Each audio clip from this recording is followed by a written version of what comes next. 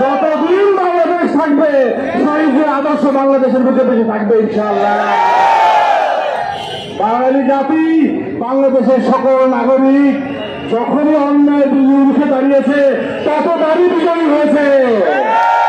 16 ডিসেম্বরের বিজয় প্রথম দেখলাম সেখানে একটা বিশাল বিশাল রোল ছিল বাংলাদেশ জাতীয়তাবাদী দলের। আমরা ছিলাম এই আন্দোলনের অগ্রভাগে।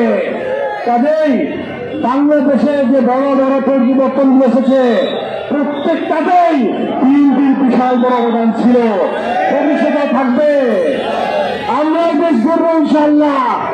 বাংলাদেশের সকল জনগণকে নিয়ে আমরাই বাংলাদেশকে গর্ব।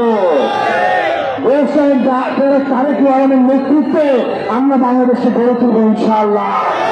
সুখী সমৃদ্ধশালী ঐক্যবদ্ধ হিসাবে গড়ে তুলব ইনশাআল্লাহ। আপনারা কখনো মনোবল হারাবেন না।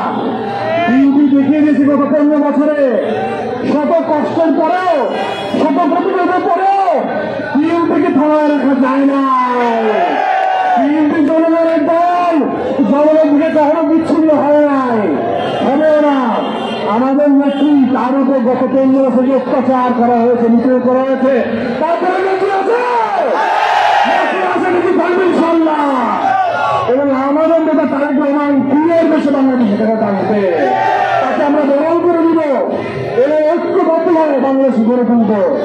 তবে আগামীকাল বিজয় দিবস, এটা আনন্দের দিন। এরকম বিজয় আশা করি বাংলাদেশের মানুষের কাছে বারবার ফিরে আসবে এবং এই দিন আমাদের গর্বের, বাংলাদেশের মানুষের জন্য গর্বের, প্রতিটি নাগরিকের জন্য গর্বের, প্রতিটি স্তরের জনগণের জন্য গর্বের এবং বাংলাদেশকে ঐক্যবদ্ধভাবে গড়ে তুলব ইনশাআল্লাহ আমরা সবাই মিলে। এই দোয়া আমরা করি। আগামীকাল আনন্দের দিন। আজকে আমি আপনাদের সবাইকে অনুরোধ করব শিশুদের নামে এই লাইনটা শুরু করবেন, শিশুদের নামে শেষ করবেন ইনশাআল্লাহ। আপনারা সবাই ভালো থাকবেন এবং ভারতের জিন্দাবাদ, আমাদের নেতা তারেক রহমান জিন্দাবাদ, শহীদ জিয়াউর হোক এবং বাংলাদেশ জিন্দাবাদ। ধন্যবাদ সবাইকে বলছি।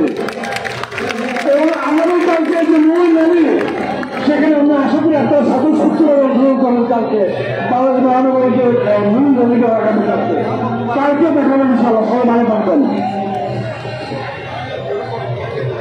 আমরা সিনিয়র নেতৃবৃন্দকে সামনে ব্যানারে যাওয়া শুরু করব।